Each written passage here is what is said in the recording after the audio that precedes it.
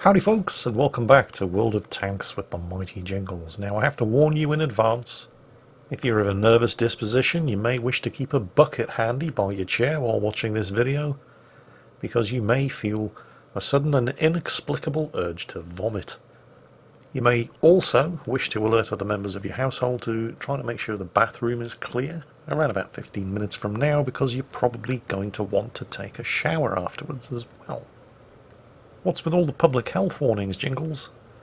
Well, this is Valdi Vladi, and he's in a tank that you may not have seen before because it is relatively rare, although not as rare as it used to be, and I'll explain why in a moment. The KV-222. Originally, you could only get this tank on the Russian server. Well, actually, originally, you could only get this tank if you played World of Tanks during the beta test on the Russian server. However, Wargaming have never been a company to allow exclusive tanks to remain exclusive for too long, particularly if they can make a decent profit selling them. Oh, hello M6A2E1. I wasn't expecting to see you here. And so the KV-222 beta test tank, which was only available to Russian server beta testers, received a new incarnation.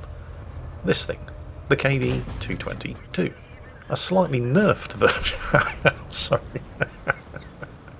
While technically it's true that this machine is a slightly nerfed version of the original Russian beta tester reward tank, you can't really say nerfed when looking at this machine and keep a straight face.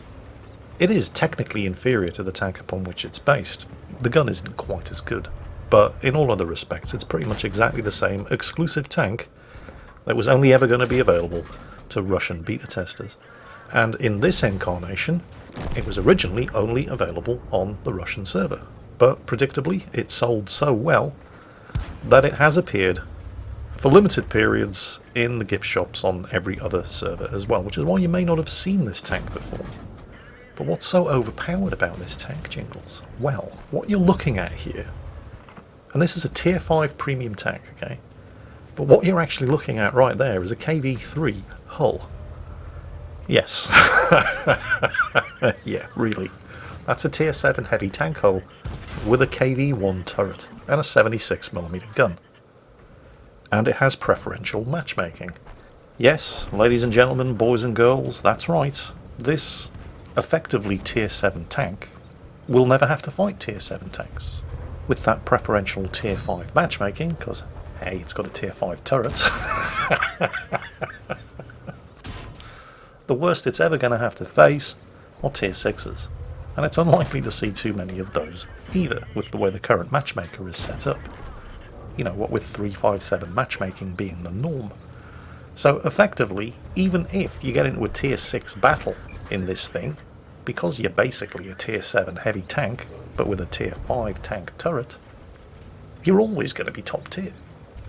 Now that doesn't mean this tank is entirely invulnerable, of course, because anybody who has a gun with at least 90mm of penetration and knows to shoot at the turret of this thing will be able to reduce it to a pile of smoking wreckage without too many problems, providing, you know, they're allowed to just sit there and shoot at you, because this is a KV-1 turret. It has 90mm of armour at the front, 75 at the side. But it's the hull. This tank has better armour all round on the hull than the Tiger or the T-29, and they're tier 7. It's got 120mm at the front and 100 at the sides and the rear. The problem, of course, is that because this is such a relatively rare tank, hardly anybody knows that they need to be shooting it in the turret. And even those players who do know that they should be shooting this tank in the turret aren't necessarily going to be able to do anything about it, because with 357 matchmaking being the norm, most of the tanks that this KV-222 is likely to face are going to be 2 tiers lower and won't have the 90mm of penetration that they need to have a chance of penetrating this tank's turret from the front. And any kind of smart KV-222 driver is always going to prioritise taking out the tanks that can actually damage him, while ignoring the tanks that can't. So, good luck with that. Now, you might be sitting there thinking, well, hang on a minute, Jingles, I can see a fairly obvious weakness in this tank. It's not much of one, but what about artillery? I mean, it's a KV-3 hull, as you keep reminding us. That's fairly big, and it doesn't appear to be particularly mobile. So surely it's vulnerable to artillery fire. Well, that might have been the case once, but the days when an S-51 could reliably one-shot nuke a same or higher tier heavy tank from the other side of the map without any consequences are long behind us. Since artillery got nerfed, we're not supposed to say nerfed, since artillery got rebalanced into more of a support class, they don't really do that much damage anymore, do they? And in any case, the top of this tank is 40mm everywhere. Top of the turret, top of the engine deck, top of the front hull. Well, it's 40mm everywhere, except where it's 80mm. So you can't even reliably damage it with high explosive.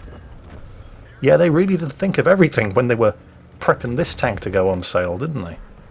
So consider today's video something of a public service announcement.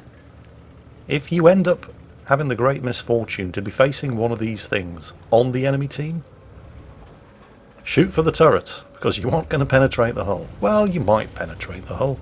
There are plenty of tier 5 and 6 tanks out there that can deal with 120mm of frontal armour, providing it's nice and flat, and the driver of the tank in question isn't angling it. But if they are, aim for the turret. And if you're unlucky enough to find yourself in this kind of situation where it was 8 against 1, but the 1 happens to be a KV-222, if there are any tanks on your team that can penetrate the turret armour, keep those tanks alive at all costs. Like the Matilda, for example, who is doing exactly the right thing. He's managed to get himself around behind Valdi Vladi's tank, and he's putting shots into the back and now the side of the turret, and he may even be able to penetrate the front of the turret. But of course, Valdi Vladi understands the threat that the Matilda poses, so he completely ignores the tanks to his front because they can't really hurt him other than blow his tracks off, and he wasn't really going anywhere in particular while turning around to deal with the Matilda, and he makes sure that the Matilda died next. And with the death of the Matilda, now what are the enemy team going to do? There isn't anybody left who can reliably damage this machine. Their best chance right now is to get as many tanks as possible into the cap circle, and for the remainder to sacrifice themselves, just keeping Valdi Vladi immobilised, just blow his tracks off and keep him tracked. One tank in front, one tank behind. You could do it. He can only have his turret pointing in one direction at a time, but that requires a little bit more communication between teammates than you typically find in your average tier 5 battle. You know, there are times when I see tanks like this, and tanks like the Panzer IIJ, and to a lesser degree the BTSV, and I can't help but think, what was going on in the design meeting at Wargaming's secret underground lair in Minsk? I'd love to have been a fly on the wall at the meeting where they decided that tanks like this were good for the game. I mean, you can't blame Valdi Vladi for buying the thing. It's a good tank, and it's a rare tank, and there are a lot of people out there who will spend money on a rare tank like this just because it is a rare tank. I mean, you never know when you're going to get the opportunity to add it to your collection again. But once you've got it, what are you going to do with it? I mean, if it's as good as this, you're going to play it, obviously. I mean, holy shit. The enemy team just stands no chance. So, actually, maybe I'm thinking about this from the wrong point of view.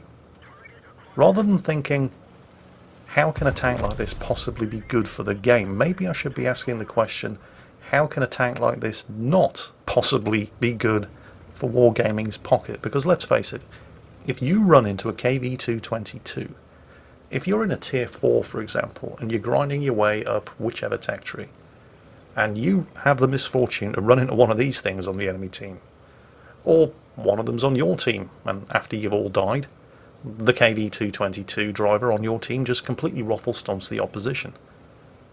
What have you learned from that encounter? You've learned that the next time this tank goes on sale, you're going to buy one. Suddenly it all starts to make sense. I also can't help but find it highly amusing that Wargaming recently made a very big song and dance about rebalancing premium tanks with preferential matchmaking. But the example that they gave was the KV5, the Soviet Tier 8 Heavy Premium with preferential matchmaking. Because, of course, we all know just how overpowered the KV5 is, don't we? Tier 9 heavy tank drivers the world over quail in fear every time they see a KV5 on the enemy team, don't they? Oh no, say drivers of the ST1, E75, M103, oh, it's a KV5, whatever will we do? Quick, load the gold. Oh wait, no, they don't, do they? Yes, I am in fact being very sarcastic here, just in case it wasn't completely obvious. Yeah, it's tanks like the KV5 and the Lerva and the IS-6 that are the source of all our matchmaking problems. They're all just so completely broken. Oh, shut up. I mean, seriously, have a word with yourselves. Have you looked at this thing?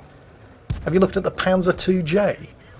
In fact, speaking of the Panzer IIJ, I know it is very rare for wargaming to actually mess around with the stats of premium tanks once they've been sold. But that doesn't mean they never do it. The Panzer IIJ, as I'm sure most of you are probably aware, is the most ridiculously broken and overpowered tank in World of Tanks. It's effectively the KV-222 of Tier 3. It's a Tier 3 light tank that has the same armour as the KV-5, which is a heavy tank 2 tiers higher. It's very similar to this thing. And they did actually mess around with the stats of it at one point, because apparently a couple of years ago, during a random battle, a Panzer IIJ driver had to go AFK in the middle of a match on Himmelsdorf, and when he returned to his PC, he was disgusted to find that the tank he paid €100 for had actually been destroyed. Naturally, Wargaming investigated and decided as a result to buff the armour of the Panzer IIJ. There used to be a couple of fairly large and prominent weak spots on the side of that tank that could, if you were prepared to spend enough money on gold ammo, actually be penetrated by tanks that the Panzer IIJ was likely to face in battle. Well, we can't have that. So those two armour weak spots were buffed out. Oh, and the commander's hatch at the top was lowered a little as well to make it a harder target to hit, so yeah. But nobody's talking about rebalancing the Panzer IIJ with its preferential matchmaking. Nobody's talking about rebalancing the KV-222 with its preferential matchmaking, or the Mark III Churchill with its preferential matchmaking. It's those Tier 8 premiums. It's all the KV-5s, IS-6s and Lervas that are keeping the E75 drivers awake late at night. Well, of course it is. Because I don't know about you, but that's always what's at the forefront of my mind any time I take the E75 out for a spin. Man, I really hope I don't run into any of those KV5s or IS6s, because I can't afford to keep spending gold ammo like this. Oh wait, no it isn't, is it? No. No, it really isn't. Yeah, nobody's afraid of KV5s, nobody's afraid of IS6s, Lervas, Super Pershings. Okay, maybe people are afraid of the Rheinmetall Scorpion, but not if they can see it. Okay, if you can see it, you can kill it. But this thing, and tanks like it down here at the lower tiers, the ones that nobody is talking about rebalancing or nerfing. Oh, I don't know. Anyway, Valdi Vladi, thank you for sending this one in, and please don't take this the wrong way, but I think we can all agree it was more a case of well paid than well played. I mean, yeah, I know you prioritised the tanks that were actually capable of hurting you, which is exactly the right thing to do in this machine. And to everybody else, before you start, although I suspect I'm probably too late, but before you all start hammering away in outrage at your keyboard down in the comments section below, just remember, Valdi Vladi isn't the source of the problem here. He just bought the tank. People buy premium tanks for all kinds of reasons, not just because they're ridiculously broken and overpowered, as this one is. People buy tanks and sometimes never play them just because they're tank collectors. And even if people do play them, that's their right. They've paid money for a product. They should be entitled to enjoy it. Valdi Vladi and all the other overpowered tank junkies are not the source of the problem here. It's the dealer, the source of the supply of overpowered tanks that's creating the problem. And so I'm going to do something highly unusual in today's video. If you agree, I'm going to ask you to give this video a thumbs down, and we can see if we can make this World of Tanks video my most disliked video in history, although you do have some fairly stiff competition, because my World of Warships new aircraft carrier gameplay troll video with 1700 dislikes and my World of Warplanes with the Mighty Jingles video with 1200 dislikes are setting the bar kind of high, So you're seriously going to have to hammer that dislike button in order to compete with those two videos. But I have every confidence in your ability to make this my most disliked World of Tanks video ever, because seriously, this shit has to stop. I don't want to go so far as to say I hope you enjoyed today's video, but I hope it's given you something to think about at least. And in the meantime, take care, and I'll catch you next time.